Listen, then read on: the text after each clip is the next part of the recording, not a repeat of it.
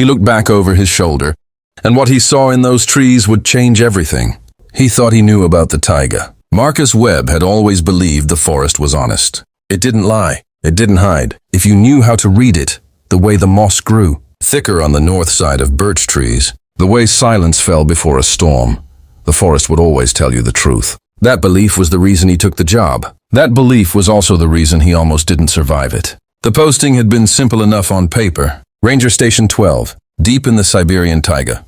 A remote monitoring assignment, wildlife counts, weather logging, trail maintenance, the kind of work Marcus had done for 15 years across 3 different countries. Quiet work, solitary work, work he was good at. What the posting didn't mention, what nobody mentioned until he was already on the transport truck, 3 hours from the nearest town, was that he was the 7th Ranger, assigned to Station 12 in 4 years. The driver, an old man with a gray beard and hands like bark, said it without emotion.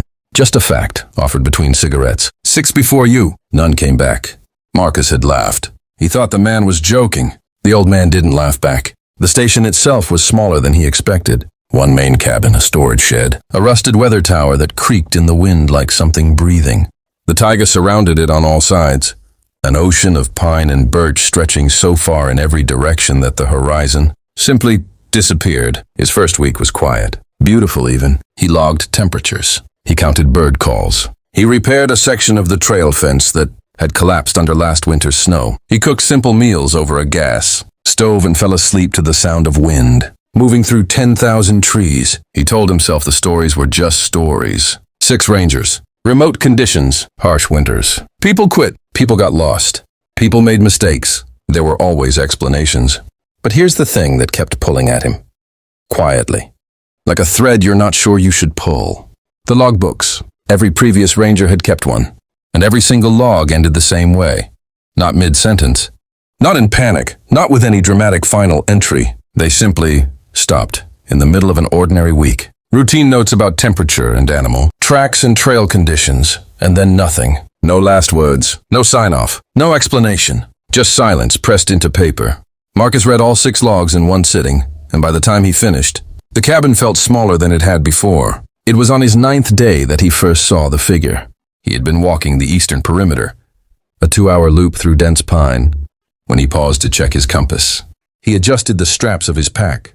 He rolled his neck, and when he turned to look back the way he had come, there was someone standing in the trees, just standing, perfectly still, too far away to make out a face, dark clothing, or maybe just shadow. The figure didn't wave, didn't move, just watched. Marcus felt something cold move through him that had nothing to do with the temperature. He called out. His voice fell flat in the trees, swallowed up almost immediately. No response, no movement. When he looked back 30 seconds later, the figure was gone. Now, before you think you know where this is going, stay with me. Because the truth was stranger than any ghost story, and far more human. That night, Marcus went back through the logbooks. This time, he wasn't reading for information. He was reading for pattern. Ranger 1, mentions of shadows at the tree line, dismissed as wildlife. Ranger 3, notes about sounds near the storage shed at night, dismissed as wind. Ranger 5, a single line, written and then crossed out so hard the pen had torn the paper. He held it to the lamp. It read, "I think someone is already here." Marcus set the book down very slowly. He sat with that sentence for a long time. The next morning he didn't walk the trail. Instead he walked off it, moving quietly, through the pines in the direction he had seen the figure. He moved carefully, he moved slowly, and after 40 minutes of silent walking he found it. A camp, not a ranger camp. Not official in any way. A small hidden clearing, barely visible unless you were looking for it, with a lean-to shelter, built from spruce branches, a cold fire pit ringed with stones, and beside it, neatly stacked, 6 ranger identification cards. 6, one for every missing ranger. Marcus stood very still in that clearing for a long time. The wind moved through the trees above him. Somewhere far off, a bird called once and fell silent. He picked up the cards one by one, all 6 names, all 6 faces, men and women who had come here before him, who had walked these same trails, who had looked back over their shoulders at something in the trees and not understood what they were seeing. And underneath the cards, held down by a smooth gray stone, a handwritten note. They're not missing. They didn't want to be found. It took Marcus 3 more days to find the man. His name was Dmitri. He was 61 years old.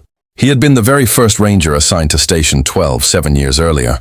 He had lived in the taiga ever since, not in the cabin, but out here, in the deep forest. In shelters he moved every few weeks. He had watched every ranger come and go. He had left the identification cards as a kind of record. He had also been the one who convinced each of them, quietly, gently, over weeks of careful observation and occasional contact, to leave. Not because the taiga was dangerous, because it was necessary. Dmitri had discovered something in his first year, something that the government agency managing the station had known about and buried. The eastern section of the taiga, a stretch of ancient forest nearly 40 kilometers long, was scheduled for logging. The station itself was part of the operation, not to protect the forest, but to document it before it was cleared. Every ranger who had gotten close to the truth had been quietly reassigned. Their records cleaned up, their logs filed away where no one would read them. Dmitri had refused to leave, and one by one he had told the others. And one by one they had made their own choice to disappear, so that the story could not simply be buried with a reassignment notice. They were still out there, all 6 of them, spread across 3 countries, waiting. Marcus sat with Dmitri by a small fire that evening, deep in the trees where no signal reached and no camera pointed. He looked at his own ranger identification card. He thought about the logbooks. He thought about the old driver who had told him the truth without telling him anything at all. He thought about the forest, how it didn't lie, how it always told you the truth if you knew how to read it. He placed his card on the pile with the others. He didn't go back to the cabin. The taiga is still there. The station is still running. Somewhere in a filing cabinet in a regional office, there are now 7 logbooks that end without explanation. In the middle of an ordinary week, as if the ranger simply walked out the door and kept going, which is exactly what happened. And somewhere in that ocean of pine and birch, in a forest that has stood for 10,000 years and deserved 10,000 more, 7 people knew the truth. That was enough. For now, that was enough.